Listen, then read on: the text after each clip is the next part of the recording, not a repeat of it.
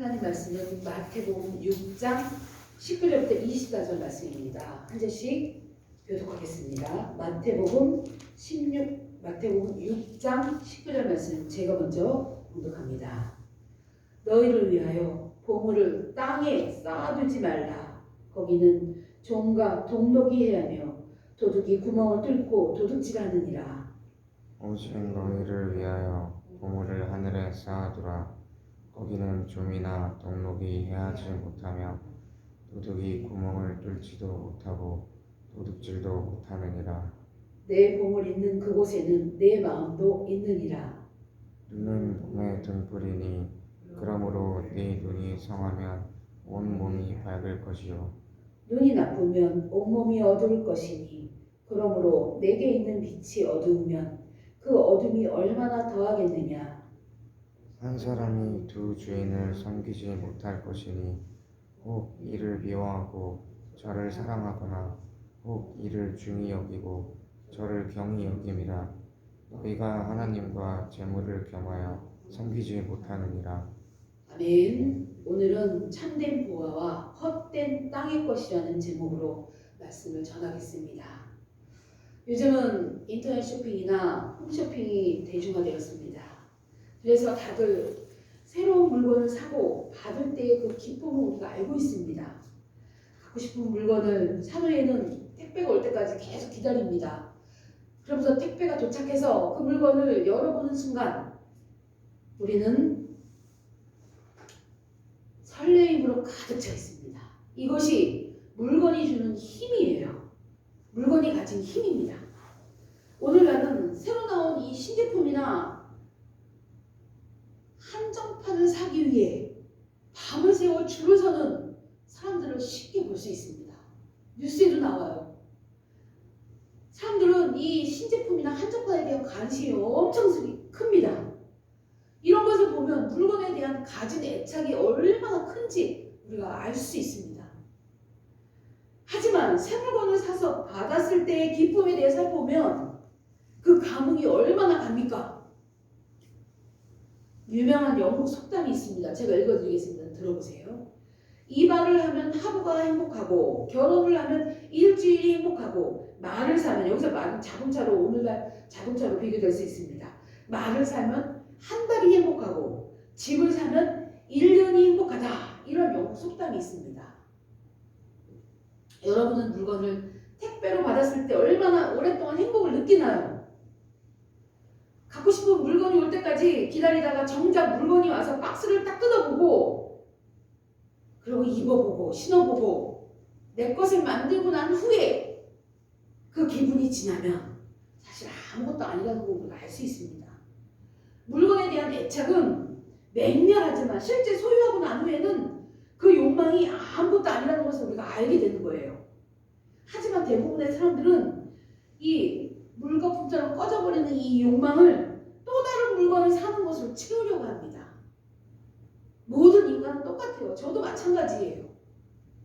다시 새 물건을 기대하고 사고 받고 때로는 실망도 하고 때로는 그 물건이 너무 마음에 들어 행복하기도 하고 또 그 허무함을 또 그 행복함이 순간 지나가면 그 허무함을 또 채우려고 반복해서 다시 새 물건을 사고 이런 것이 우리 삶의 연속이 되고 있습니다. 오늘 본문 말씀 마태복음 6장 19절에서는 주님이 말씀하셨는데 보물을 땅에 쌓아두지 말라고 말씀합니다.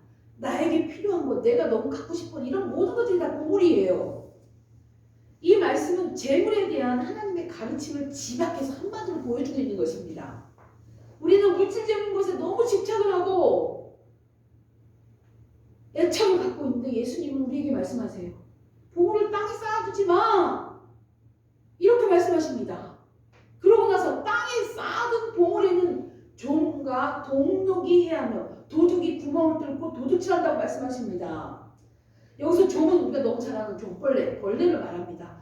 무엇이든지 갉아서 먹어치우는 종벌레. 옷에 내가 너무나도 아끼는 옷에 종벌레가 먹어서 구멍이 났으면 그 옷을 못 입어요. 또 여기서 동록은 녹을 말해요. 우리가 너무 귀히 여기는 물건 같은 거에 물건 이 이제 녹슨 그거를 녹록이라고 한자어로 표현합니다. 녹이 쓴 것을 말하고 있는 거예요. 물건이 아무리 멋있어도 녹이 슬면 쓸모가 없어지는 거예요. 그리고 내가 너무 좋은 물건을 쌓았는데 도둑이 와서 가져가면 한순간에 다 없어지는 것입니다. 땅에 쌓아둔 보물은 벌레가 먹어치우고 녹이 슬고 도둑이 도둑질한다고 우리 주님이 말씀하시는 것입니다. 그리고 주님은 또 땅에 집착하는 우리를 향하여 20절에 말씀합니다. 오직 너희를 위하여 보물을 하늘에 쌓아두라고 말씀하십니다. 이 땅에 보물을 쌓아두지 말고 너희를 위하여 하늘에 쌓아두어야 돼. 이런 말씀을 하십니다. 자신을 위하여 물질을 사용하는데 집착하지 말고 하늘에 그 물질을 쌓아두는데 관심을 기울이고 가지라는 얘기예요. 이것이 우리의 본성적인 의지와 반대되는 것이기 때문에 사실 어렵습니다. 저도 새로운 내가 뭐 입어보고 싶은 옷이 올 때까지 막 기대하고 있습니다. 그러고 나서 그 옷이 너무 이뻐서 입었는데 너무 이쁘면 정말 기쁩니다. 어떻게 그걸 우리가 포기할 수가 있어요? 사람은 재물을 보이지 않는 하늘에 쌓기보다는 자신을 위하여 땅에 쌓고자 하는 것이 우리의 본성이란 말입니다. 하지만 주님은 그렇게 하지 말라고 우리에게 말씀하십니다. 예수님이 이것을 얼마나 중요하게 생각하셨는지 그 증거가 그 다음 절에 나와요. 오늘 본문 22절에서 23절 말씀을 보면 주님이 이제 눈에 대해서 하신 말씀이 나와요.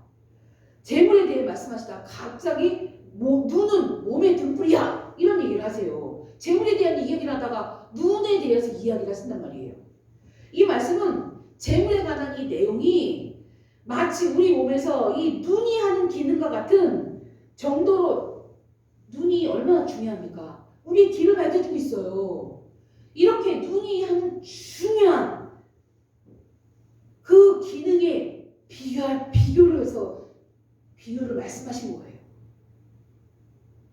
다시 말하자면 가는 길을 비추는 등불처럼 눈이 우리 몸 전체를 비추어서 갈 바를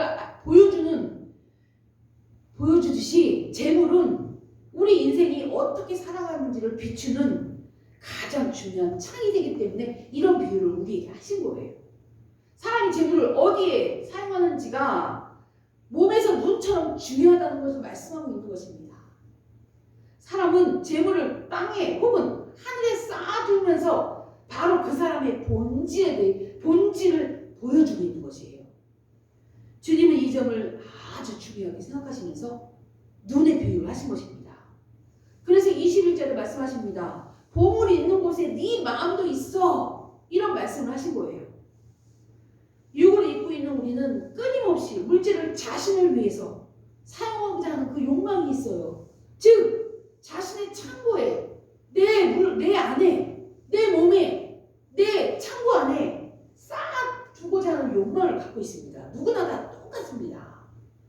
그런데 그러한 욕망 가운데서도 우리 몸에 눈과 같은 중요성을 가진 이 물질을 자신을 위해서가 아니라 하늘의 창고에 쌓아둔다면 그 사람은 진짜인 것이에요. 우리 주님의 말씀을 따라 완전히 순종한 사람이라는 것입니다.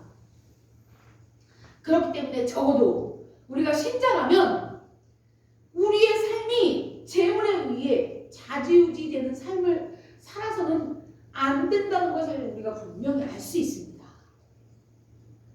우리 몸에서 눈이 매우 중요한 위치를 차지하고 있는 것처럼 재물에 대해 어떤 의식을 가지고 있는가는 전체 삶에서 매우 중요한 위치를 차지하고 있습니다.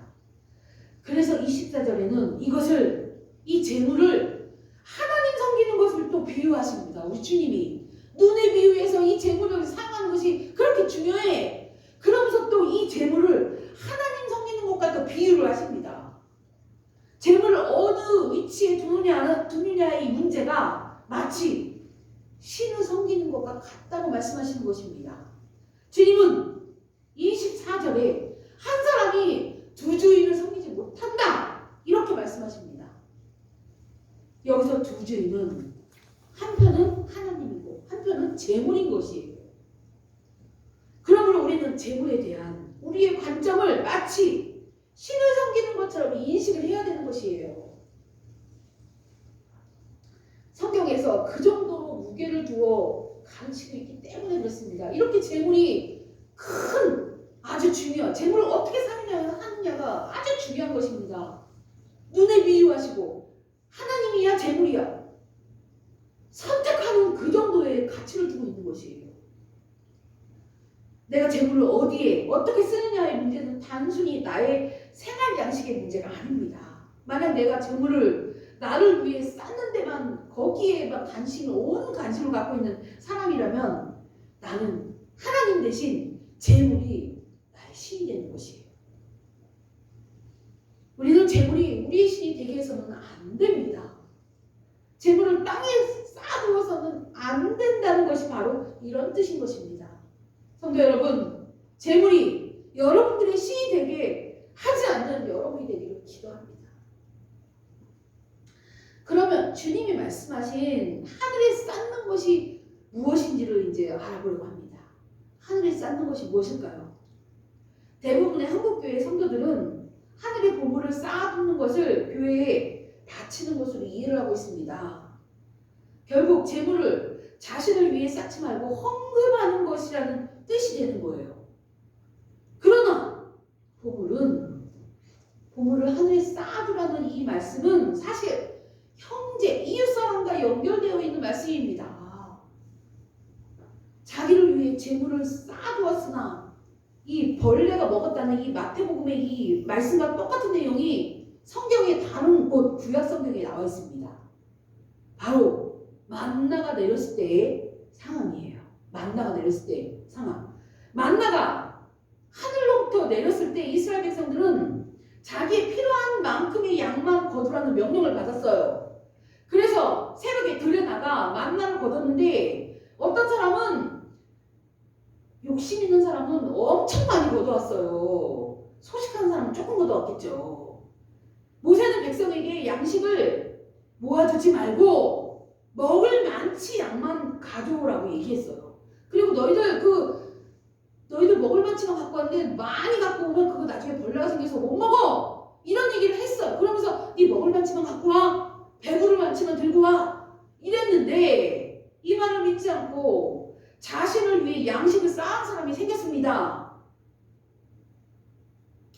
결국 쌓아놓은 양식엔 벌레가 생기고 냄새가 나서 결국 먹지 못하고 버리게 되었어요. 상하게 된 것입니다. 이것이 출애굽기 16장의 내용입니다. 이 사건은 예수님의 말씀에 세 가지가 일치해요. 첫째는 두 요소가 가진 기능이 일치합니다. 비록 만나 자체가 돈은 아니지만 그럼에도 분명히 땅의 재물입니다. 식량이 없는 광야에서 이 만나는 엄청난 무기가 될 수 있습니다. 만약에 충분한 쌓아둔 이 만나를 쌓을 수가 있다면 이것은 이들이 큰 재물을 얻을 수 있는 그런 물건이 되는 거예요. 재물과 만나는 둘 다 사람이 필요로 하는 것이라는 점에서 공통이 되고 있습니다. 두 번째는 쌓아놓은 이유가 같아요. 예수님은 사람이 보물을 땅에 쌓는 이유를 육적 욕망을 위한 것이라고 말씀을 하셨습니다. 인간의 소유욕 때문에 그렇게 쌓아놓는 것이라고 말씀하십니다. 만나를 모아둔 사람도 소유욕 때문에 그렇게 쌓아놓은 거예요. 이 양식, 광야에서 귀한 양식을 내가 쌓아놓고 두고두고 먹을 거야. 이런 소유욕 때문에 이 만나를 쌓아두었던 것입니다. 둘 다 사람의 욕망을, 소유욕을 보여주고 있는 것이에요. 세 번째는 하나님의 반응 혹은 결과가 같습니다. 이 땅에서 필요한 재물과 만나를 소유욕 때문에 쌓았던 사람들의 결과는 같습니다. 벌레가 먹어치우고 냄새가 나서 결국 쓸모없어 버리게 되는 거예요. 벌레가 먹어치우고 녹이 나고 도둑이 훔쳐가고 이래서 결국 내 것이 되지 못하는 이 만나와 이 재물을 쌓아둔 자의 결과가 똑같다는 얘기예요. 예수님은 하늘에 쌓지 않고 땅에 쌓아둔 사람에게 벌레가 생긴다고 말씀하셨는데 만나를 쌓아두었을 때와 똑같은 상황이 벌어진 것입니다.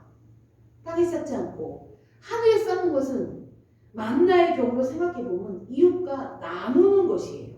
왜냐하면 만나는 땅에서 거두어 각 사람에게 분배하는 이 방식의 독특한 방식이 있었기 때문에 그렇습니다. 만나의 분배는 많이 거둔 사람의 그릇에서 덜어서 적게 거둬서 좀 부족한 사람에게 덜어주는, 그래서 나누는 방식으로 이루어졌어요. 이 점이 매우 중요합니다. 만나의 분배는 나누는 것이 무엇인지를 보여줍니다. 출애굽기 16장 18절 말씀 제가 읽어드리겠습니다. 들어보세요.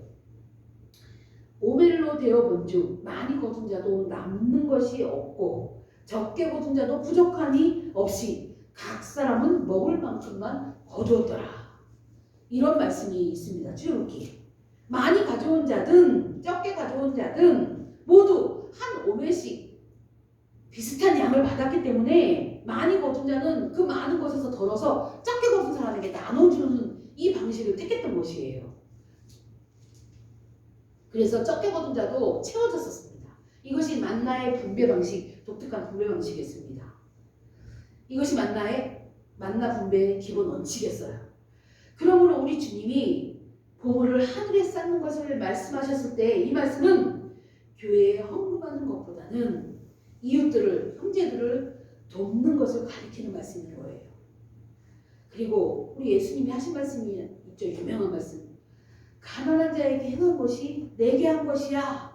아주 이 유명한 말씀이 있습니다. 이 말씀과도 이게 매치가 되는 거예요. 일치합니다. 이웃에게 나누는 것이 하늘에 쌓는 것입니다. 여러분들이 이것을 잘 아셔야 돼요. 내게 주신 물질을 가지고 나 자신이 좋은 옷 입고 맛있는 거 먹는 데만 마음껏 쓰는 것이 아니라 나눌 줄도 알아야 되는 것입니다. 이웃에게 나누는 것이 주님의 말씀처럼 이웃을 사랑하는 것이에요. 우리는 주님을 알지 못하는 자들과 똑같은 삶을 살아서는 안 됩니다. 우리는 달라야 합니다. 사랑을 나누는 사람이 돼야 돼요. 내게 주신 물질을 가지고 이 물질은 내 것이 아니야. 나를 위해서도 쓰지만, 내 양식을 위해서도 얼마든지 쓰지만 이웃에게 나눌 줄 아는 우리가 그런 사람이 되어야 되는 것입니다.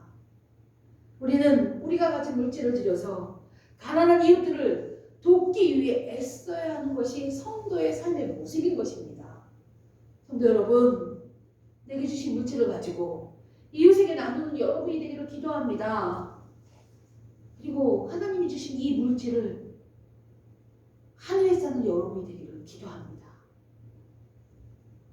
재물의 노예가 되지 않고 하나님이 원하시는 방향으로 잘 사용해서 하나님이 기뻐하시는 참된 성도들이 되시기를 축복합니다.